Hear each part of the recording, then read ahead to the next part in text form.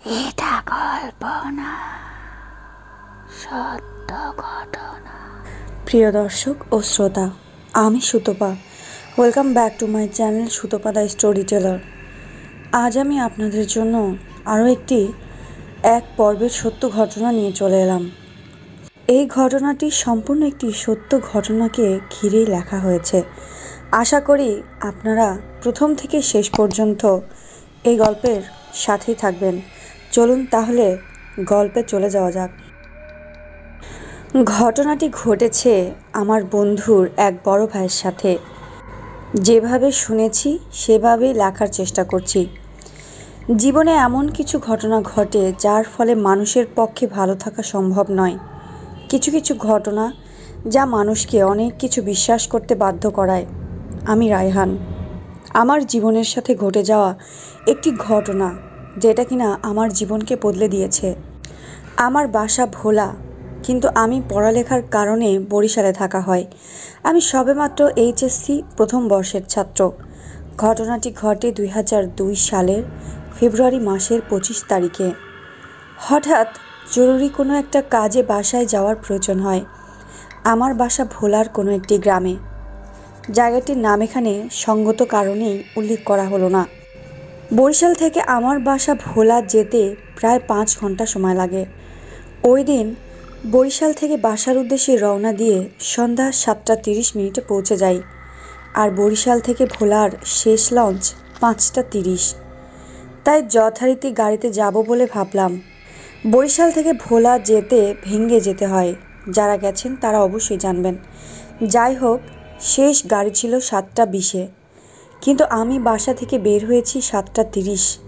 আমি ভাবলাম অটো, রিক্সা বা মোটরসাইকেলে যাব। বাসে যেতে গেলে লাহারহাট যেতে হয় এবং লাহারহাট থেকে ফেরিতে প্রায় 2.5 ঘন্টা সময় লেগে যায় এবং লাহারহাটের বাস বরিশালের নদীর ওপার থেকে ছাড়ে। ঘটনাটা এখান থেকেই শুরু। নদী পার হতে আমি নৌকায় উঠলাম। বলে রাখা ভালো, নদী পার হতে 3 টাকা ভাড়া লাগে। যথারীতি পকেট থেকে 5 টাকা বের করে মাঝিকে দিলাম। কিন্তু নৌকার মাঝি বলল, বাবা, তোমার নৌকার ভাড়া লাগবে না। আমি অবাক হয়ে বললাম, কেন চাচা? সবার কাছ থেকে ভাড়া রাখছেন, আমার কাছ থেকে রাখবেন না কেন? তিনি উত্তরে বলল, বাবা, আগের দিন তুমি আমাকে টাকা দিয়ে সাহায্য করছিলা, আজ তার প্রতিদান দিচ্ছি। আমি অনেক জোরাজুরি করতেও সে নিল না। আমি ব্যাপারটা অস্বাভাবিকভাবে নিলাম। যাই হোক, নৌকা নদীর ওই পারে চলে আসলো। আমি নৌকার পিছনে ছিলাম, তাই সবার শেষে নৌকা থেকে নেমেছিলাম। যেই নামতে যাব ঠিক তখনই মাঝি ডাক দিল, রায়হান বাবা, সাবধানে যেও। সব সময় আল্লাহকে স্মরণ করো বাবা, সাবধানে যেও, সাবধান। এমনভাবে বলতে রইল যেন সামনে আমার জন্য ভয়ঙ্কর কিছু বিপদ অপেক্ষা করছে। এর মধ্যে সবচেয়ে অবাক করা বিষয় হলো, মাঝি আমার নামটা জানলো কিভাবে? যাই হোক, আমি ভাবতে ভাবতে নৌকা থেকে নামলাম। ঘাট থেকে বাস স্ট্যান্ড মাত্র 1/2 মিনিট। আমি যখন বাস স্ট্যান্ডে গেলাম তখন ঘড়িতে তাকিয়ে দেখলাম রাত 8টা। বাস স্ট্যান্ডে বাস ছাড়বে 8:30। যথারীতি গাড়িতে উঠলাম। গাড়িতে যাত্রী ছিল 15 জন। রাতের গাড়ি, এই জন্য হয়তো যাত্রী কম। মনে মনে ভাবতে রইলাম। সামনের দিকে ড্রাইভারের ঠিক পিছনেই বসার পর মনে হলো আমি নৌকায় ছোট্ট একটা ব্যাগ ফেলে রেখে এসেছি। তাতে আম্মুর অনেক মূল্যবান ওষুধ আছে। আমি ঘড়িতে দেখলাম 8:15 বাজে। গাড়ি ছাড়তে আরও 15 মিনিট। আমি আর দেরি না করে সোজা নৌকার উদ্দেশ্যে ঘাটে চলে গেলাম ব্যাগের সন্ধানে। অনেক খোঁজাখুঁজি করার পরেও মাঝিকে পেলাম না। ঘড়ির দিকে তাকালাম, 8:28 বেজে গেছে। আর 2 মিনিটের মধ্যেই গাড়ি ছেড়ে দিবে। যার কারণে ব্যাগের আশা ছেড়ে দিয়েই গাড়ির উদ্দেশ্যে চলে আসলাম। আমি আগেই গাড়ির সিটে যে তাকাতেই দেখতে পেলাম সেই ব্যাগটি আমার সিটের উপরে রাখা।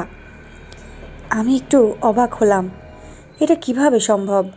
যে ব্যাগ আমি 30 মিনিট আগে নৌকায় ফেলে আসলাম সেটা এখানে কিভাবে আসলো? এর উত্তর আমার এখনও অজানাই রয়ে গেল। যাই হোক, গাড়িতে বসে এটা ওটা ভাবতে রইলাম। গাড়িটি ছাড়লো 8:40-এ। সব কিছু ঠিকঠাক। বরিশাল থেকে লাহারহাট যেতে 50 মিনিট লাগে। 10 মিনিট পর কন্ট্রাক্টর যারা তারা ভাড়া কালেক্ট করা শুরু করলো এবং বাসের সামনে থেকে তারা ভাড়া কালেক্ট করা শুরু করে। ওই দিন সবার সামনের সিটে বসার পরেও ঠিক পিছনের সিট থেকে ভাড়া কালেক্ট করতে শুরু করলো। ভাবলাম হয়তো কন্ট্রাক্টরের ভুল। সব ভাড়া ওঠানোর পর কন্ট্রাক্টর ড্রাইভারের পাশে এসে তার সাথে কথা বলতে রইল। আমি ডাকলাম, মামা ভাড়া নেন। কন্ট্রাক্টর বলল, আপনার ভাড়া দেয়া লাগবে না মামা। আমি জানতে চাইলাম, কেন? সবার কাছ থেকে তো ভাড়া নিচ্ছেন, তাহলে আমারটা নেবেন না কেন? উত্তরে কন্ট্রাক্টর সেই মাঝির মতো একই উত্তর দিল, তুমি একদিন আমাকে টাকা দিয়ে সাহায্য করছিলা, আজ আমি তার শোধ দিলাম। এইবার আমি একটু ভয় পেলাম, তাই কথা আর না বাড়িয়ে চুপচাপ ভাবতে রইলাম কি হচ্ছে এসব আমার সাথে। লাহারহাটে পৌঁছতে 9:30 বাজলো। ফেরি ছাড়বে 10টায়। তাকিয়ে দেখলাম ফেরি এখনও ঘাটে আসেনি। ঘাটে আসা মাত্র দেখলাম একটা চায়ের দোকান খোলা এবং আশেপাশে একটা মাত্র চায়ের দোকান। আমি ভাবলাম হাতে এখনও সময় আছে, আমি চা খেয়ে নিই। যথারীতি চায়ের দোকানে গেলাম। দোকানদার অনেক বয়স্ক মানুষ, পাঞ্জাবি পরা, মুখে সাদা লম্বা দাড়ি। আমি কাছে যেতেই বলল, বাবা চা খাইবা?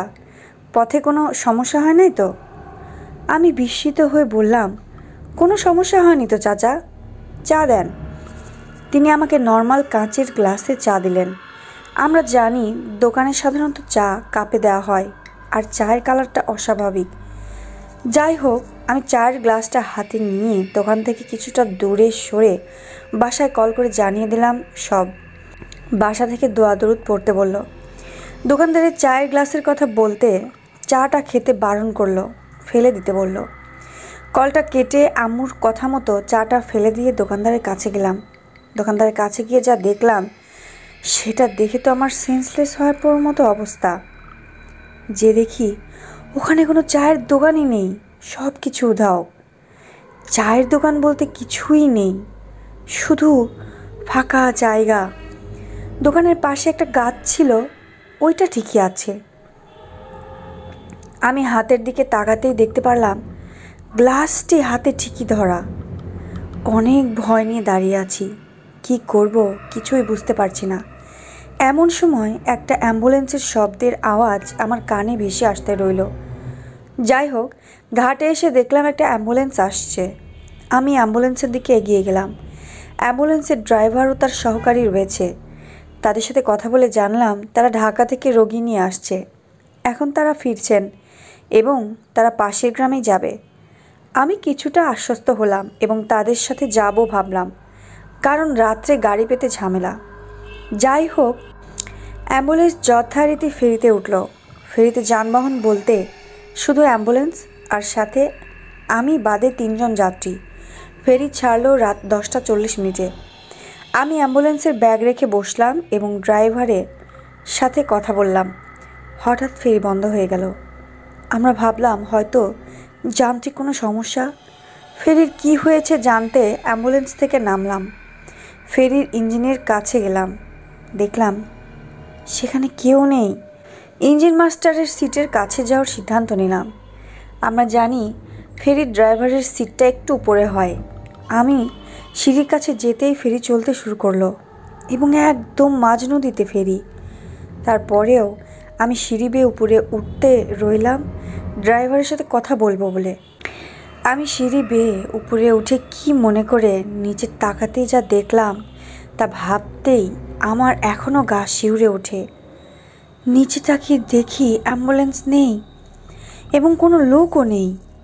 ফেরি পুরো ফাঁকা। এটা দেখা মাত্র আমি প্রচণ্ড শক খাই। কিছু না ভেবে আমি ড্রাইভারের দরজা নক করি, ড্রাইভারের সাথে ব্যাপারটা শেয়ার করার জন্য। দরজা ভিতর থেকে আটকানো ছিল। 2-3 বার নক করার পরও দরজা ভিতর থেকে খুলল না। সবচেয়ে অবাক করার বিষয় হলো ড্রাইভারের কেবিনে কোনো মানুষ নেই। ফেরির স্টিয়ারিং একা একা ডানে বামে ঘুরছে। এইটা দেখে আমি আর নিজেকে ধরে রাখতে পারলাম না, সেন্সলেস হয়ে ওখানেই পড়ে যাই। যখন সেন্স ফেরে তখন দেখি আমি আমার নিজ বাসার বিছানায় শুয়ে আছি। তখন বিকাল 4টা। আমি এখানে কিভাবে আসলাম জিজ্ঞেস করতেই আব্বু বলল, আমি আসতে দেরি করায় আব্বু রাত 1টার দিকে বাসা থেকে বের হয়ে যায় এবং বাড়ি থেকে 5 কিলো দূরে বাস স্ট্যান্ডে রওনা দেয়। 2 কিলোমিটার পর আব্বুর মোবাইল থেকে একটা কল আসে।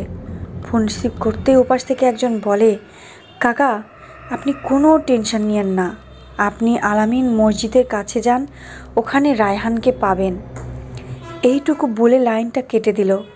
রিপ্লাই দেওয়ারও কোনো সুযোগ দিল না। বলে রাখা ভালো, আমার বাসা থেকে আলামিন মসজিদের দূরত্ব 10 মিনিটের এবং ওইটার পাশ দিয়ে একটু আগেই আব্বু এসেছে। তখন তিনি আমাকে ওখানে দেখেননি। যাই হোক, আব্বু তাড়াতাড়ি মসজিদের সামনে আসলেন। এসে দেখলেন মসজিদের বাইরে জানাজার যে খাটটি রয়েছে তার পাশে আমি সেন্সলেস অবস্থায় পড়ে আছি এবং 2টা জানাজার খাটের মধ্যে পড়ে আছে আমার ব্যাগ। এই অবস্থা দেখে আব্বু মসজিদের ইমাম সাহেবকে ঘুম থেকে ডেকে তোলেন এবং আমাকে তাড়াতাড়ি করে বাসায় নিয়ে আসেন।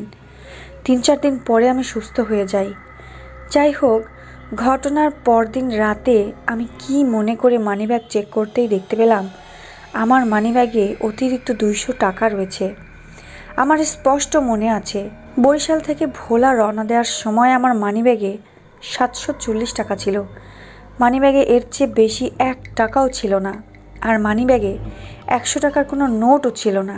এখন 2টো 100 টাকার নোট, যেটা কিনা এখনও আমার কাছে রেখে দিয়েছি।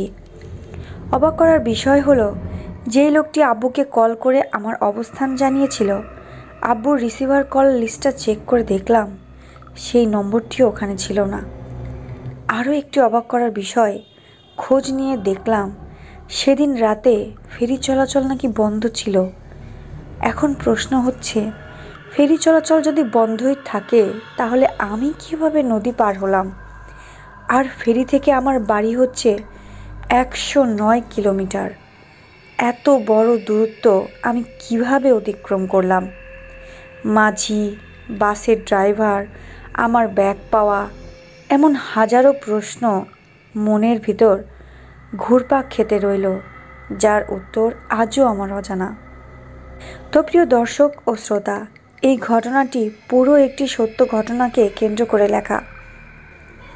ঘটনাটি কেমন লাগলো? যদি ভালো লাগে তাহলে অবশ্যই একটি লাইক দিয়ে দিবেন এবং আপনাদের বন্ধুদের জানার জন্য শেয়ার করে দিবেন। আর আপনাদের মূল্যবান মতামত জানানোর জন্য আমার কমেন্ট বক্সে ছোট্ট একটি কমেন্ট করে জানাবেন। আর আমার আরও নতুন নতুন গল্প পেতে, নতুন নতুন পর্ব পেতে চ্যানেলটিকে সাবস্ক্রাইব করে বেল আইকনে ক্লিক করে রাখবেন, যাতে আমি পরবর্তী পর্ব দেওয়া মাত্র, আরও নতুন কোনো গল্প দেওয়া মাত্র আপনাদের কাছে চলে যায়। আজ তাহলে যাই, ধন্যবাদ।